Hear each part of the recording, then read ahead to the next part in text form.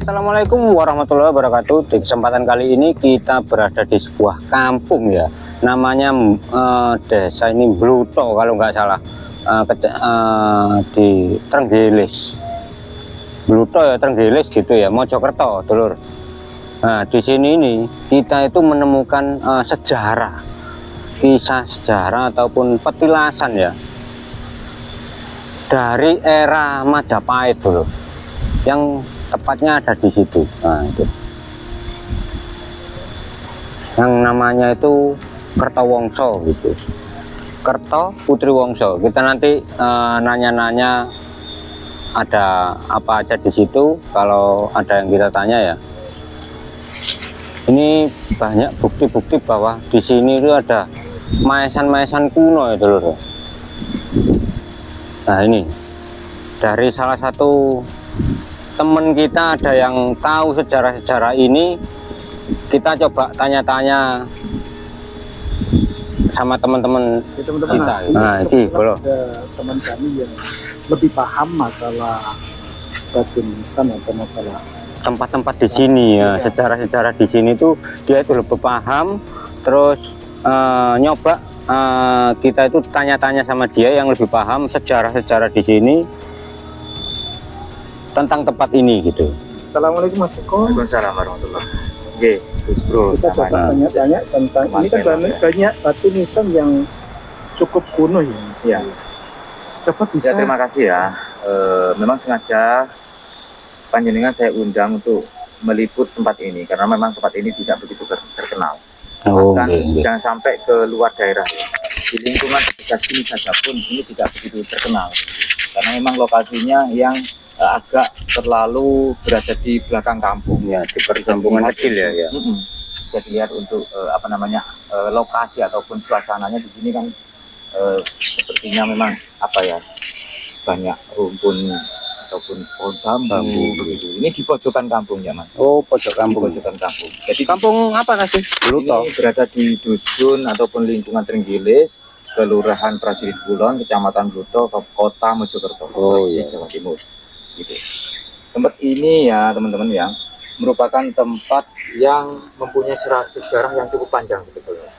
Dari masa kerajaan Majapahit sampai ke masa transisi begitu, di abad 15 sampai ke abad 16. Dimana dalam Majapahit terakhir di situ ada kerajaan baru, namun ini untuk eranya sudah era Islam, yaitu Giri Kedaton.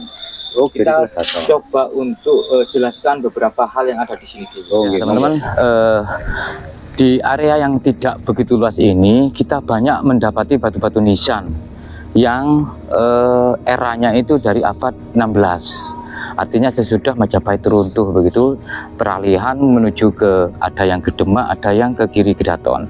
Nah, sedangkan yang ada di sini teman-teman merupakan batu-batu nisan yang ada hubungannya dengan Giri Kedaton. Apa yang menjadi buktinya?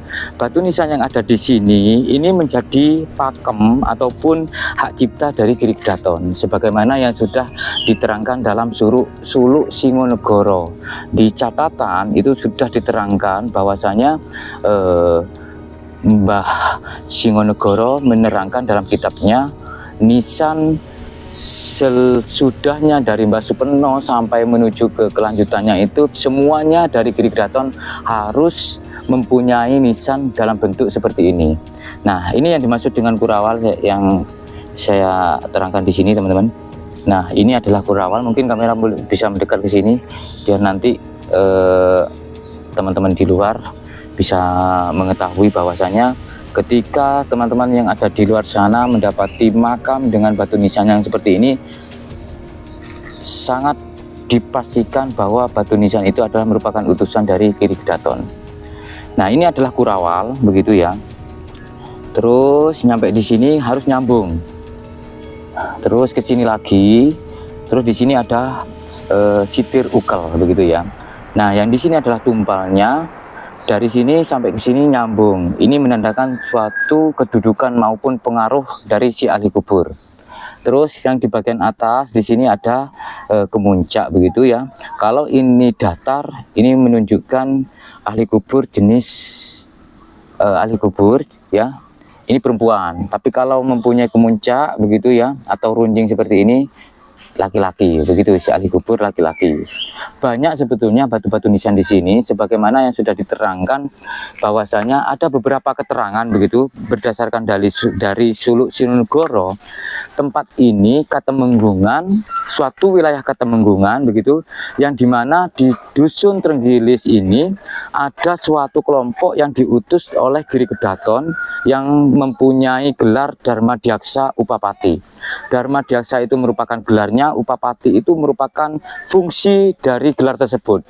Jadi Upapati itu merupakan kalau istilah sekarang ya, suatu kelompok, ada ulama beserta para pengikutnya begitu ya. Di situ ada 10, satu kiainya kalau istilah sekarang, terus yang 9 ini sebagai santri yang sudah mumpuni di bidang ilmu agama, yaitu agama Islam pada waktu itu. Sayangnya teman-teman, karena memang ini kan tempatnya ya, lokasinya ini kan ada jalan alternatif nih. Jadi dari kampung yang satu menuju ke kampung yang lain ini mutus sebetulnya mutus area makam begitu ya. Jadi ini ada jalan begitu ya. Terus sehingga ada kemungkinan besar bahwasanya makam-makam yang di sini ini tercabut dengan sendirinya begitu, lepas dengan sendirinya. Namun oleh warga di sini ini masih punya inisiatif yang sangat baik saya rasa, meskipun tidak pada tempatnya ya. Semuanya sudah diamankan dalam bentuk seperti ini teman-teman. Nah sebetulnya ini adalah batu nisan dari suatu makam. Ini banyak sekali, kalau kita hitung ada sekisaran mungkin 10 lebih ya. Nah di sini sampai ke sana teman-teman. Kemungkinan ya kan? Lepas. Nah, kemungkinan lepas, terus orang-orang nggak tahu tempat-tempat. Nggak tahu tempatnya, terus oke lah ditaruh di sini, yang penting tidak hilang gitu ya. Sehingga seperti ini ya. Nah ini menjadi batu nisannya saat ini dibentuk dalam bentuk pagar gitu ya. Cukup banyak sekali. Kalau kita satu makam kan 2 batu nisan toh. Ya kalau kita hitung ya tinggal ngitung 22 itu 21, 22, 23 gitu terus. Ada berapa makam di sini? Ya. Dan ada juga sebetulnya ya dalam pakem Giri Kedaton, tata letak makam itu menunjukkan sisi mana yang paling tua dan sisi mana yang paling muda. Semakin ke utara maka beliaulah yang paling tua, istilah kedudukannya. Jadi kita tinggal melihat saja. Kalau memang di sini ini kan makam baru sudah ya, mungkin makam warga begitu ya. Ini kan di sisi paling utara begitu ya. Ini pasti paling utara. Kalau kita ingin melihat siapa yang paling sepuh atau siapa yang paling tua, kita lihat saja di sini. Karena saya juga mendapati di sini teman-teman, ini adalah batu nisan yang masih menancap begitu di samping dari tanaman serut ya. Ini tanaman serut, ini masih menancap di sini. Posisinya ini terjebak akar dari pohon Trenggulun ini. Ini laki-laki, cuman dia batu nisannya lebih kecil begitu ya. Nah pertanyaannya adalah apakah ini merupakan batu nisan yang lepas terus tertancap lagi karena kondisi alam begitu, atau memang kondisi aslinya memang sudah tertancap? Kalau ini kondisinya asli memang sudah tertancap, ya berarti ini yang paling sepuh begitu. Bukan berarti Mbah Kerto tidak sepuh, karena beliau ini, Mbah Kerto ini yang ada di dalam cungkup ini adalah tuan rumah gitu ya. Artinya yang babat alas pasti tetap dia yang paling sepuh begitu. Tapi secara letak dari konsep penataan batu nisan ataupun makam di Giri Kedaton, beliau yang paling sepuh. Kalau ini tertancap atau kondisi asli dari sejak dulu gitu. Tapi kalau ini lepasan berarti ini tetap yang paling sepuh, karena ini yang paling utara. Terus kalau kita coba ke sini teman-teman ya. Nah, kalau kita awas ya, ojo nginjak iki. Gak boleh ya. Iki wis tak incerket mau ya. Ojo nginjak iki. Aku wis nduding pir. Ah, ya ampun nggih, pun anu nggih. Ini kan mungkin ada yang penasaran perbedaan di antara laki-laki dan perempuan. Ini kayaknya ada satu yang beda nih. Betul sekali. Nah, ini ya. Ini kan kebanyakan kayaknya ada puncaknya, apa puncak ya? Bentuk, ketebalan beserta motif itu menentukan siapa ahli kubur. Jadi itulah menjadi sesuatu yang kejeniusan dari leluhur. kita bisa mendeteksi, kita bisa membaca ahli kubur ini siapa, terus apakah dia perempuan ataupun laki-laki, terus kedudukannya seperti apa. Satu contoh, kita bisa membandingkan. Ini kan lebih kecil, terus ini yang lebih besar, ya kan? Ini yang kecil, ini yang lebih besar. Artinya kedudukannya pasti lebih tinggi ini. Terus ini kan rata, berarti ini perempuan. Terus ya betul sekali. Terus ini kan nonton yang penasaran. Nah. Semua itu di sana. ini kan runcing atau kemuncak namanya. Ini berarti laki-laki. Terus semakin tebal artinya semakin kekar begitu, ibarat fisik ya, tubuh ya. Maka dia semakin menunjukkan kedudukannya lebih besar dan lebih berpengaruh di zamannya. Satu contohnya ini. Nah, ini kan masih apa pindahannya. Kita coba ke tempat asli deh. Ayo.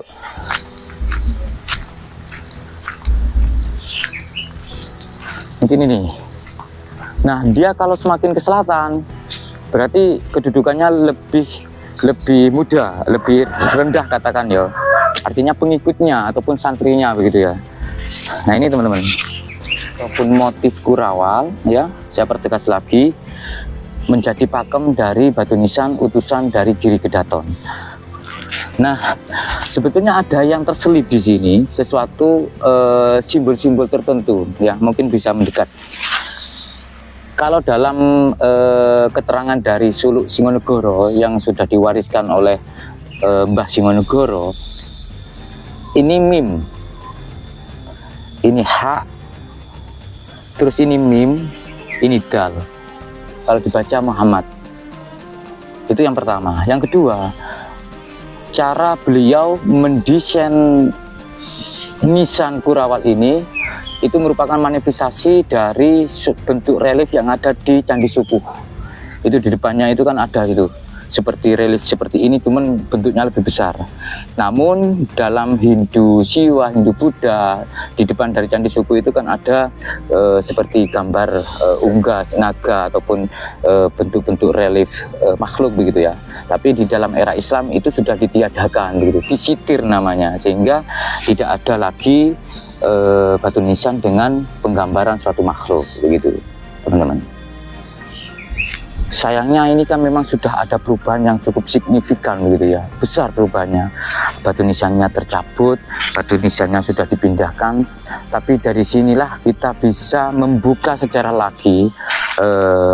Saya mengharapkan warga sini melihat video ini ya, bahwasanya batu-batu nisan ini merupakan utusan dari Giri Kedaton. Berhubungan dengan kearifan lokal di sini, bahwasanya ada Mbah Kerto, Mbah Putri maupun Mbah Mustafa, itu menjadi suatu kearifan lokal yang ada di sini. Saya tetap menghormati begitu, karena Mbah Kerto sendiri merupakan yang babat alas desa di sini. Tanpa beliau ini mungkin dulunya masih hutan belantara. Kalau Mas Eko ini katen duduhno ataupun menunjukkan yang ada di dalam sini, punden-pundennya dan sejarah-sejarahnya mungkin yang diketahui sama Mas Eko ini. Ya. Ya. Monggo. Sebelumnya saya permisi dulu, mohon maaf untuk semua warga ataupun sesepuh di kelurahan ataupun di lingkungan Trenggilis ini ya. Saya hanya sekedar untuk melanjutkan cerita yang saya tampung dari beberapa tutur warga. Bahwasanya ini merupakan kesarian dari Mbah Kerto dan Putri Wongso. Oh, Mbah Kerto. Berarti dua ini. Ada dua. Mbah Kerto ini menurut dari cerita tutur begitu, cerita turun temurun, merupakan sesepuh yang mengawali dari daerah sini. Oh. Artinya sing babat alas gitu. Iya. Terus adanya Putri Wongso. Putri Wongso ini merupakan seorang putri begitu yang mengembara dari Demak melewati jalur selatan, berlayar berlabuh di Blitar. Setelah berlabuh di Blitar, melanjutkan perjalanan sampailah ke tempat sini. Dari tempat sinilah si Putri Wongso ini tidak sengaja begitu memakan buah trenggulun. Buah trenggulun ini yang kayak apa, Pak? Trenggulun ini seperti yang ada di depan ataupun di belakang dari tempat ini. Oh, ini. Buah trenggulun. Jadi berawalnya dari lingkungan Trenggilis ini, dari ini trenggulun yang dimakan oleh sang gelis. Gelis itu kan wanita cantik. Gelis. Oh, nggih, gelis. Nah, kayak bahasa Sunda gitu ya. Betul sekali.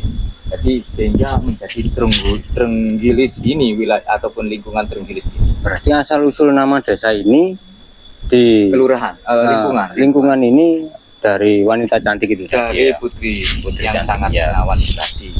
Karena mungkin di daerah sana tidak ada buah Trenggulun itu tadi, sehingga mungkin ketika memakan buah Trenggulun ini mungkin perutnya tidak tawar gitu, sehingga mengalami sakit. Karena memang secara ilmiahnya begitu ya, buah Trenggulun ini memang mengandung alkohol ya. Oh gitu ya. Ketika orang yang makan terlalu banyak maka dia pasti mabuk, pusing, perut sakit. Itu memang sesuatu yang nyata. Nah, sampai sini memakan buah Trenggulun, beliaunya sakit dirawat Kerto. Kerto ini suatu ataupun sosok sesepuh yang bisa mumpuni di bidang agama maupun mungkin di bidang pemerintahan gitu ya. Nah, dirawat di sini sehingga lambat laun bertambahnya zaman tempat ini menjadi ramai begitu. Kita coba masuk saja ya. Monggo.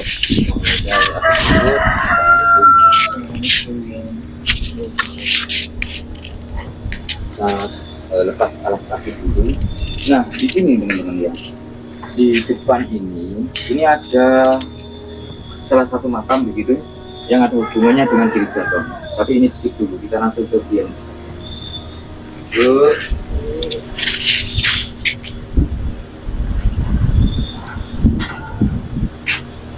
Nah, di sini dari beberapa cerita tutur tadi dan dengan adanya batu nisan gitu ya, ini menjadi sesuatu yang berbeda sejarah.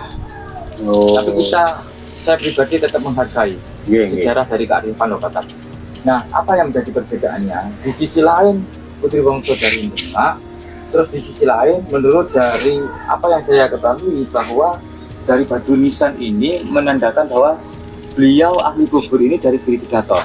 Oh, dari Sunan Gresik begitu ya. Sunan Giri Gresik. Mungkin kalau melihat dari batu nisannya, beliau ini adalah seorang utusan dari Giri Pidaton begitu. Nah, kenapa? Karena ini batu nisannya memakai kurawal. Kurawal ini menjadi pakem nisan dari Giri Pidaton. Semua utusan dari sesudahnya Mbah Raja Singonegoro begitu ya, sampai ke selanjutnya itu semuanya batu nisannya memakai motif ataupun jirat kurawal begitu. Nah, tapi tetap saya menghargai tentang kearifan lokal sejarah tersebut. Nah, untuk posisinya yang di sini adalah Mbah Putri Wongso, yang di sini adalah Mbah Kerto begitu. Nah, di sini ada sesepuh sini. Nanti kita langsung bisa mewawancarai beliau begitu, yaitu Mbah Panji. Waalaikumsalam. Oh, ini kebetulan Mbah Panjinya sudah datang. Assalamualaikum Mbah. Nah, kita bisa nanti di sini dulu. Ini adalah Kang Panji yang banyak tahu karena semua cerita dari awal yang saya ceritakan melanjutkan cerita dari Kang Panji. Mungkin seperti itu kan. Apunten. Nanti dia nanti siap. Ya. Ya lu iki Mbah apa Pak Kang Panji. Jenengan kan asli mriki nggih ya. Cerita-ceritane ten mriki niku mistise niku ya napa? Nggih wontene Mbak Kerto niki jeneng asline kan Muhammad Kerto. Oh, Muhammad Kerto nggih. Niki turun saking Mbah Katan Kusen. Oh, Mbah Katan Kusen. Kan waktu rumiyin wonten tanah Pulau Jawa kalian Sayyidina Ali, Sayyidina Ali jejuluk teng tanah Jawa namung asma Syekh Ori. Saat ini kadah derek kansal jaler-jaler setunggal Mbah Domang, setunggal tengene Klaten, setunggal tengene Sragen, setunggal teng Kediri. Ini Mbah Kerto. Mbah Putri niki Mbah Putri Wongso niku saking Demak. Oh, dari Kayak Demak, nah, Demak niki di mriki ne kalian wonten makom niki.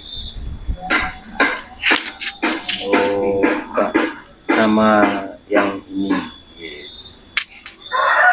Iki sinten? Bareng asmo mangke mawon tasih oh iya di terapane mungkin Mbah Kerto niku manggene mboten wonten mriki Datang pundi? wonten semisah mangkin alun-alun Mojokerto. Oh, tak mangkin alun-alun iki. Itu dulu kan wonten buah maja Oh, nggih. itu tanamane Mbah Kerto dulu ki Mojo tanamane Mbah Kerto Mojo Kerto Nggih. itu Mojopahit pindah ke barat Kerto barat mriki ini nggih tasih turun saking Kanjeng Nabi. Oh, Nggih. kasih turun keturunane monggo. Nggih, juga turun pimpene terus Kerto niki nggih sambunge kalih Brawijaya 3 Jawa Telu. Mbah Kerto niki.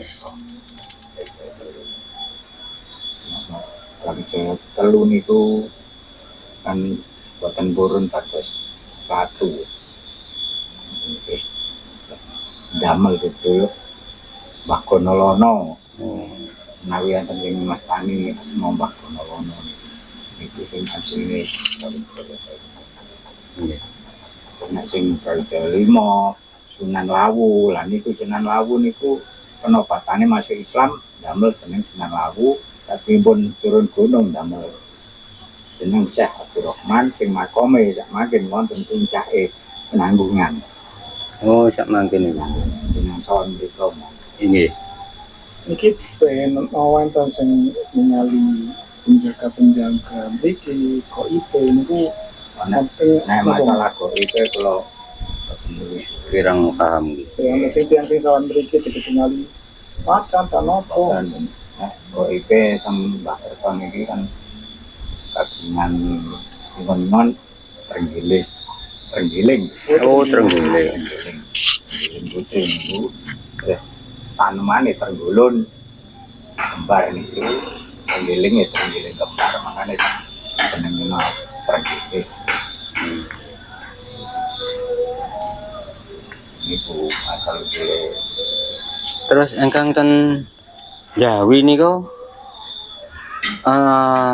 makamipun sinten? Sedaya niki kan makame prajurit Demak. Oh, prajurite, termasuk Jenengan prajurit-prajuritnya. tingali teng makam tenggane Sunan Bonang, teng Sunan. Itu sedaya kan ukel bentuk Nggih. sarean. Napa maesan. Iki ya asline nggih maesan Mbah Kerto tak maesan. Berarti ngapunten, Bang. Berarti kawasan mriki niku sajane nggih pesarean nggih dulunya. Terus tertutup nggih. Nggih. Maesan niku kata dicolongi. Nggih, Terus jamel kan batune kan sae. Nggih, termasuk barang kuno, Pak. Makanya niku kewadah kan gitu. Nyelametaken wong Nggih. Oh, oke, Dulur. Jangan sampai kita itu mengusik sejarah, Dulur ya. Mungkin bisa jadi pelajaran untuk anak cucu kita yang akan datang. Bisa ada cerita bahwa di Mojokerto ada sebuah cerita kayak gini. Kalau nggak ada sisa-sisa kan susah untuk menceritakan. Nggih, ngoten Pak nggih. Kersane utuh ngoten. Kawan mana kerjasama saya ingin kan persepsi ini tiang kan Nggih. itu penerawangan tiang untuk Ya terus niki memang dikumpulaken niki. dikumpul kayak bapak hilang Oh, ngoten nggih. macam Asale nggih roto ngoten nggih sampe kok nggih. jangkelang Oh. Nggih. Kang, matur nuwun. Kula tak klutus-klutus mriku-mriku nggih ya. Wah. Ningali-ningali pohon Trenggulun iki ya napa kula. Oh, nggih. Pohon Trenggulun iki jenisé buah kados napa? buah kados keres Oh, kados keris ngoten. Rasane Rasane nggih enak. mboten pahit ngoten nggih. Mboten. Iku enten woi. Napa bener? Nek mangan ngoten kok terus saged glegeken. Oh, ngoten. Napa bener mengandung niki napa narani apa Kang? Alkohol nggih, bener. Nggih nek kakatan. Oh, alah. Tapi kok aben nek kakean anjen mengandung Nggih. alkohol. Mesti keluarkan. Lebihan sih tidak baik. Iya. Nah, kok ngono kakean nggih. Nggih, Kang Panji, matur nuwun informasine nggih. Bapak. Oke, Bolo. Nah, iki salah sijine ataupun peninggalan ya yang namanya buah ataupun pohon trenggulun ya. Kayak gini nih bentuknya, Dulur. Nah, ini. Wah, cilik-cilik, jarene sih enak ngono, tapi nek kakean buah ini mengandung alkohol gitu. Kalau dimakan kayak apa sih? Kayak mangan kebu Dulur. Nek kakean mesti glegeken jarene Pak. Nah, ini bukti-bukti bahwa dulunya di area sini adalah pemakaman ataupun pesarean boleh ya. Gitu. Sebenarnya meluas Dulur. Nah, ini pemakamannya kayak gini nih. Sebagian banyak juga yang disimpan ataupun diamankan oleh penduduk lokal atau warga ya, biar tidak hilang, diambil sama tangan-tangan jahil itu loh. Oke. Ini bentuk batu batanya ataupun maesane bentuk batu batanya loh sak mini Bol. Loh. Yang dikumpulkan di daerah sini ya, nih banyak sekali maesan-maesan. Memang dijaga kalau saat ini ya. Oke.